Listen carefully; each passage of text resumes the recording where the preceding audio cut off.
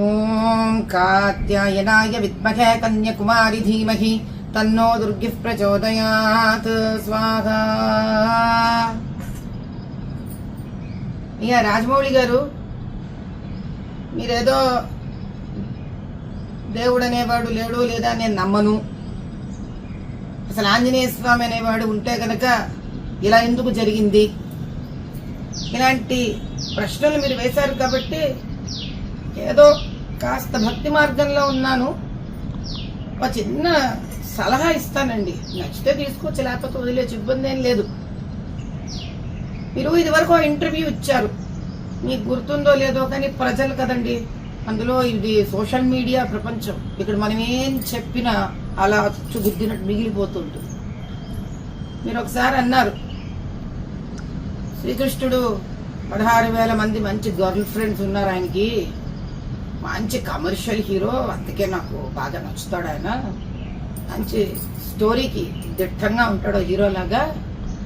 రామచంద్రుడు భలే బోరింగ్, ఎంతసేపు ఒక ఆడ మనిషితోనే ఉంటాడు, పైగా ఏమీ పలకడు, అమ్మా నాన్న మాట వింటాడు, అందుకే నాకు పెద్దగా ఇష్టం ఉండదు, ఆయన కమర్షియల్ హీరో కాదు అన్నారు.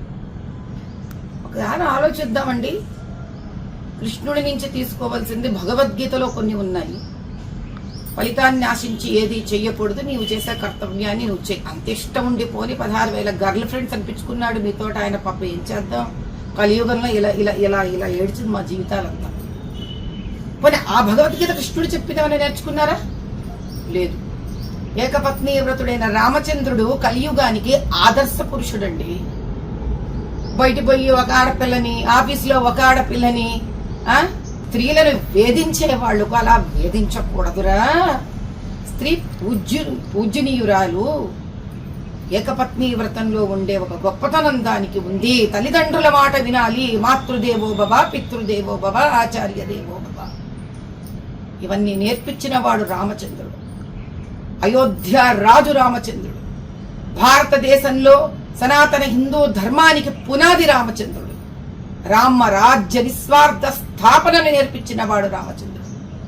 ఇవన్నీ వెళ్ళాలంటే భగవద్గీతలోని సారాంశం తెలుసుకోవాలని నేర్పించిన జగద్గురువు కృష్ణ పరమాత్ముడు. ఈ ఇద్దరినీ మీరు అవహేళన చేసినా ఆ భగవంతుళ్ళిద్దరూ మీపై కోపం తెచ్చుకోలేదు.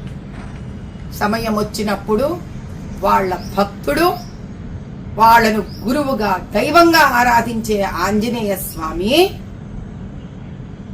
మీకు చక్కటి గుణపాఠం నేర్పించడానికి వస్తున్నారు. జరిగితే డబ్బిచ్చిన దేవుడిని మీరు విస్మరించి ఆ దేవుడిని అడ్డం పెట్టుకొని చేసే వ్యాపారాన్ని గౌరవించకుండా, బోరు, ఇష్టం లేదు, ఇలాంటి పదప్రయోగం చేశారు కదా, అందుకు తగిన శాస్తి జవాబు ఆంజనేయ స్వామి ఇస్తాడు. ఎలా పడితే అలా మాట్లాడి సనాతన హిందూ ధర్మానికి మీరేం చేయలేరు. కానీ మిమ్మల్ని పూజించో, మిమ్మల్ని ప్రేమించో, మిమ్మల్ని అభిమానించే భక్తులకి మాత్రం మీరు ఎవరు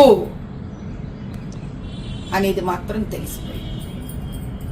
దయచేసి ఇంకొకసారి ఇలా మీరు మాట్లాడరని, భగవంతుడి ఉనికిని తెలుసుకుంటారని ఆ పరమేశ్వరుణ్ణి ప్రార్థిస్తున్నాను. రాజమౌళి గారు, దయచేసి మీ మాటలను వెనక తీసుకోగలరని ప్రార్థన.